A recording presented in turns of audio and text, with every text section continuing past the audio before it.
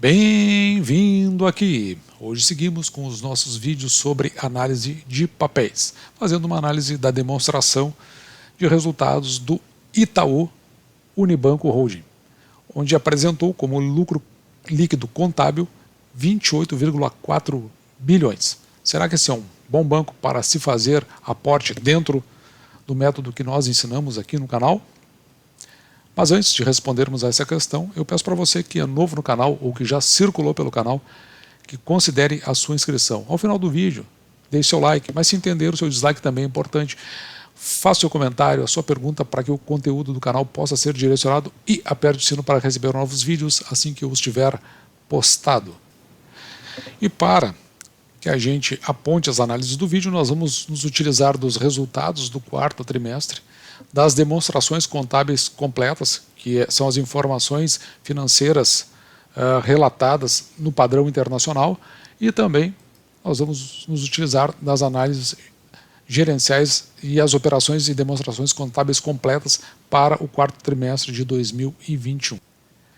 E por que nós vamos utilizar toda essa gama de documentação? Porque, na verdade, nós assistimos toda a apresentação do Itaú e foi uma apresentação do ponto de vista estético excepcional, foi quase um Investor Day, para falar a verdade, com todas as interações que foram feitas, as sequências que foram montadas. Entretanto, nós temos o entendimento que os resultados que foram apresentados na apresentação, assim, um tanto quanto deixaram a desejar para nós que buscamos dados para fazer análise. Reportando só na parte de perguntas e respostas algumas coisas um pouco mais consistentes. Então, a gente faz algumas referências aqui do que o banco apontou na sua demonstração de resultados, como por exemplo a carteira de crédito, que cresceu 6,7% no comparativo trimestral, e o interessante aqui seria que a gente visse o ano como um todo, o crescimento de cartão de crédito de 15%, o crédito imobiliário para a pessoa física crescendo em 8,3%, o crédito pessoal em 9,6%, isso apenas no quarto trimestre. O retorno aqui sobre patrimônio líquido, se você for verificar, até vou mudar de cor aqui para que fique um pouco melhor a sua visualização, o retorno sobre patrimônio líquido, o consolidado em 20,2% percentual, ou seja, um crescimento de 0,5 pontos percentuais no comparativo trimestre a trimestre. E bem aqui embaixo, um aumento aqui de 8,8 milhões de clientes, um aumento aqui de 54%, no comparativo também trimestre a trimestre, em relação ao terceiro trimestre de 2021. E tirando isso, na apresentação em si, eu pelo menos não consegui vislumbrar ou visualizar algo que fosse um pouco mais significativo para aquilo que se possa apresentar a um acionista. Então eu vou até o fim aqui, eu não consegui enxergar assim, pontos que fizesse com que eu verificasse aonde que o acionista ele pode se interessar por esses dados apresentados aqui, principalmente se nós considerarmos o método que nós apresentamos no canal. Talvez aqui, por exemplo, o índice de eficiência aqui do banco, veja que é o consolidado 44,0%, o do Brasil 42%, é um dos índices que a gente utiliza, embora na média dele tenha ficado em 43,7%, se eu não me engano, depois nós vamos planilhar todos esses dados. Então você pode verificar aqui que, na verdade, são dados assim que deu, e termina aqui na parte de perspectivas para 2022, falando aqui do cenário, encolhimento do PIB, variação da Selic indo para 12%, ou seja, algo que tem um aspecto mais genérico. Então, por isso, nós tivemos que nos socorrer então, das demonstrações contábeis e da análise gerencial para que a gente pudesse tirar os dados de lá e trazer para o seu conhecimento. E assim nós fomos buscar então, por exemplo, o lucro líquido contábil, que é o que nós informamos no início desse vídeo, 28,4 bilhões. Por que em bilhões? Porque está aqui em cima marcado em bilhões. E o lucro líquido contábil atribuível aos acionistas controladores, 26,8, que é aonde faz parte você, enquanto acionista do Itaú Unibanco Holding. E por fim a gente buscou completar esses dados com o que a gente encontrou na análise gerencial relativo ao quarto trimestre de 2021. Então a gente pode descer um pouco mais aqui embaixo e achar informações bastante significativas para as nossas apresentações, como por exemplo o índice de eficiência. Eu tinha falado 43,7%, mas na realidade ficou aqui em 43%. Se você quiser outras informações, como por exemplo patrimônio líquido, etc., você vai encontrar aqui.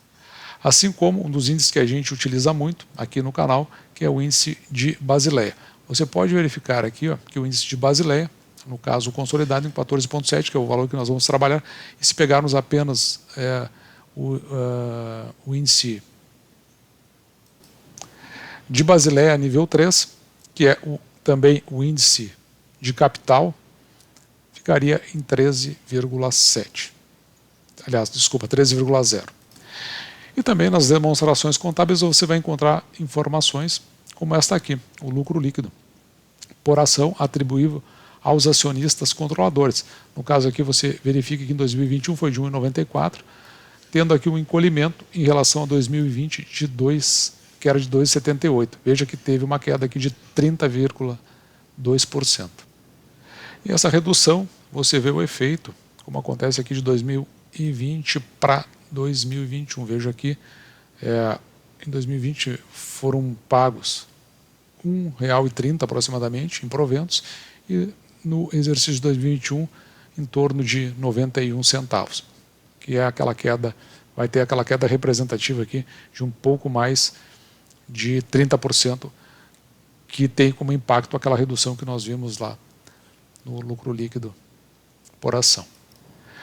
E aqui é até um exercício interessante que a gente pode fazer. Você observa que o banco ele teve lá em torno de 26 bilhões de lucro líquido atribuídos à controladora. Então note que ele tem em torno de 9 bilhões e 800 milhões de papéis. Então se você dividir isso, você vai saber qual é o lucro, esse lucro líquido por ação. Então você vai dividir aqui por 9.800 aproximadamente, que vai dar aquele resultado lá, 2,65, que é o que o banco tem condições de pagar. No entanto, esses 2,65, você lembra que o banco no ano passado ele pagou apenas em torno de 91 centavos. Então se você dividir esses 91 centavos pelos R$ 2,65, você vai ter aí um payout de 34, porque agora a gente multiplica aqui por 100 e veja 34,3. Se nós subirmos aqui, veja que o payout atual está em 34,9. Então, o que o Itaú costumava fazer aqui? Ter uma média de 56,96 e agora está aí na faixa dos 34%, quase 35%, dependendo do cálculo que se utiliza. Então, quando isso acontece, a gente começa a ficar de olho nas ações, nas atitudes do banco, naquilo que ele entende como o seu projeto. E aqui entra esse detalhe que a gente gosta de falar aqui no canal, que é analisar sob o ponto de vista do projeto. E do ponto de vista de projeto, por isso que a gente acompanhou toda a apresentação para poder entender o que o banco tem como objetivo em função do crescimento da companhia como um todo. Então eu peguei um trecho que eu acho que resume bem qual é o objetivo e a intenção do banco, que eu quero compartilhar com vocês aqui neste vídeo.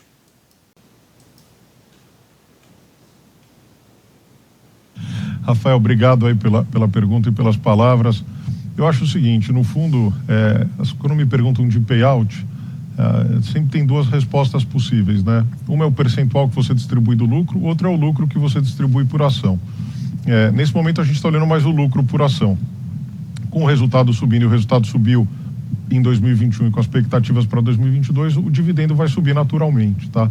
A gente não mudou a nossa política de dividendos por hora, independentemente da revisão que a gente tem feito aqui do índice de capital. A gente continua com aquela política vigente, discutindo se tem algo ou não a ser feito, mas o que a gente tem de compromisso hoje é distribuir tudo aquilo que supera aquele nível de apetite de 13,5 de capital. É isso que coloca a gente hoje como o ponto de partida, né? A gente ainda está abaixo disso, a gente mostrou aqui os índices de capital, então tem uma recuperação para ser feita, tem o crescimento do banco que é super importante, então enquanto a gente achar que tem oportunidade de crescer o banco com qualidade, criando valor para o acionista, eu vou te dizer que eu não tenho uma meta de dividendo, tá? De payout percentual. Eu acho que eu tenho uma meta de aumento nominal do lucro por ação. Então eu acho que esse é o objetivo, criar valor para o acionista, independente do percentual que vai ser distribuído. Mas a gente continua projetando um payout de 25% pela nossa política, tá? Olhando para frente, dependendo dos níveis de capital que o banco atinja, crescimento de lucro, esse número pode aumentar. Mas não há nenhum compromisso nesse sentido, até porque a gente acha que ainda tem bastante oportunidade para crescer o banco e para gerar valor para o acionista. Esse é o meu foco principal. O dia que a gente achar que tem muito resultado ao capital e que a gente não é capaz de aplicá-lo corretamente ou no nível de rentabilidade correto, como já foi feito no passado, a gente revisa a política de dividendos. Mas, por hora, a gente continua bastante comprometido com o banco e com o crescimento da franquia.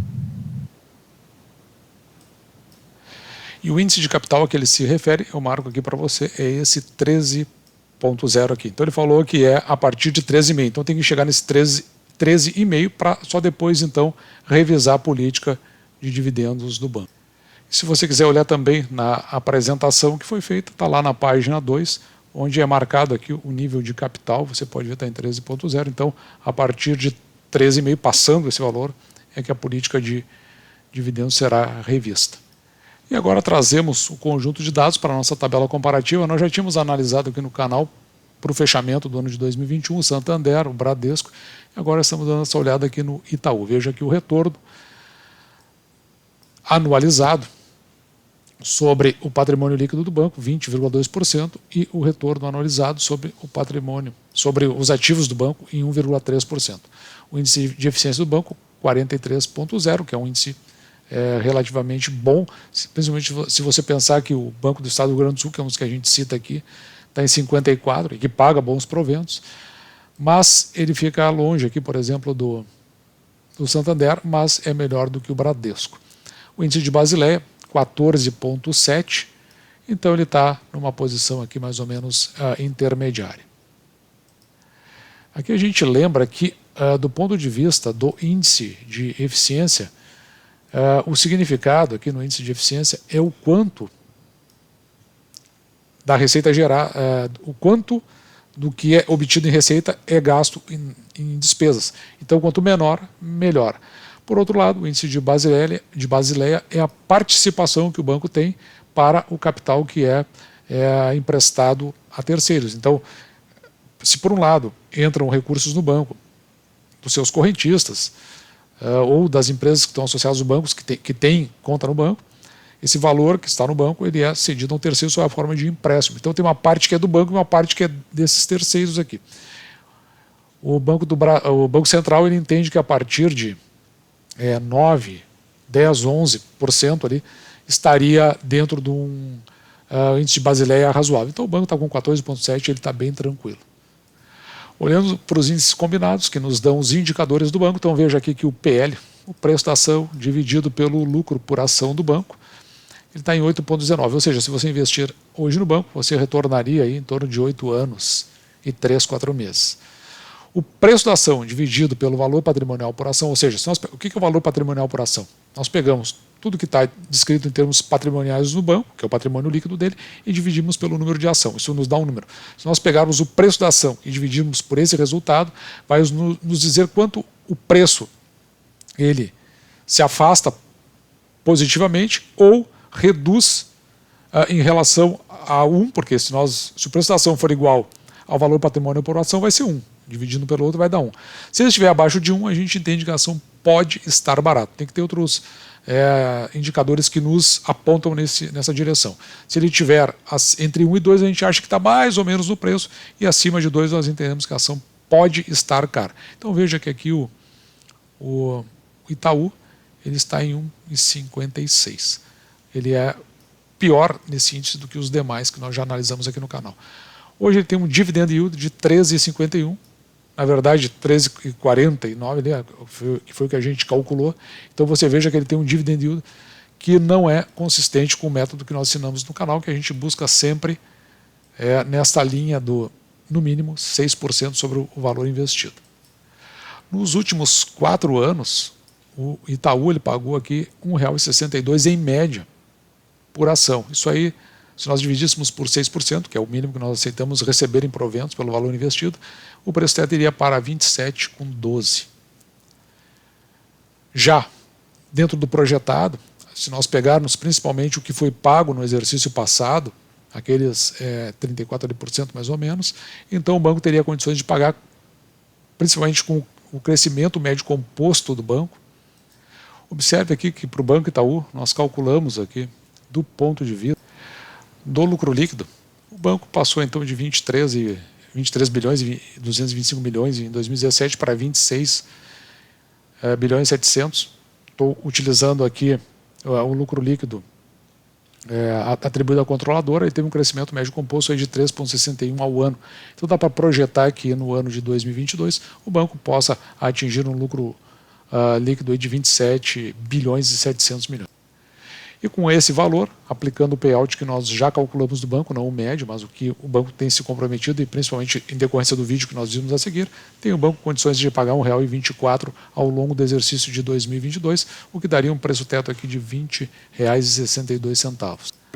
Assim, se considerarmos o dia de hoje, dia 11 de 2 de 2022, podemos ver aqui que a cotação da ação do Itaú está em 23,17, ela está abaixo aliás, está bem acima do nosso preço teto projetado em função do que foi dito pelo apresentador dos resultados da companhia, mas se nós considerarmos a média dos últimos 4 anos, estaria abaixo.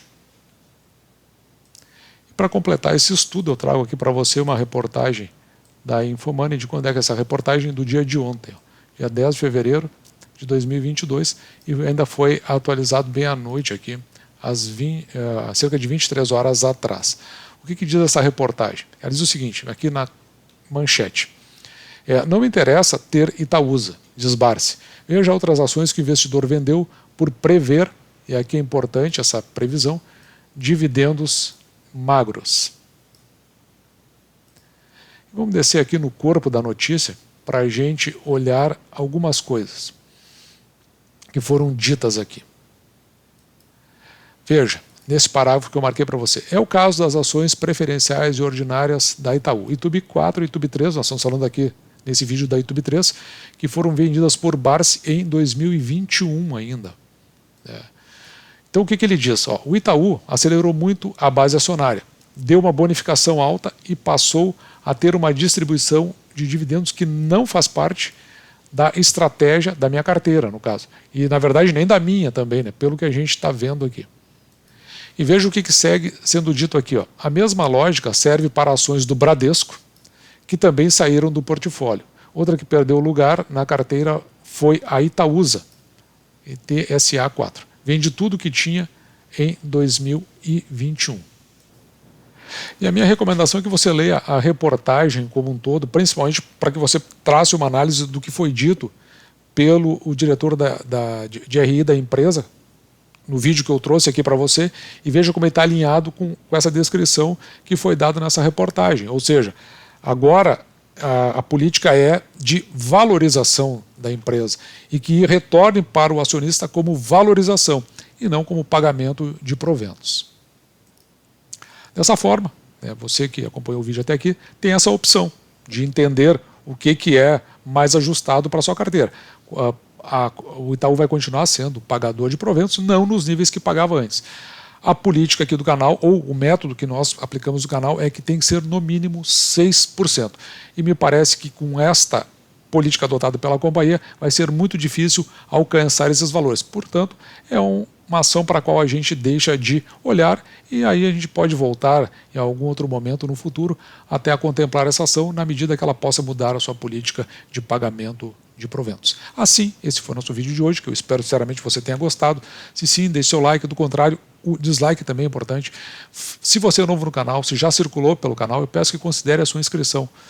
Faça o seu comentário, a sua pergunta para que eu possa direcionar o conteúdo que aqui é apresentado e aperte o sino para receber novos vídeos assim que eu estiver postado no canal.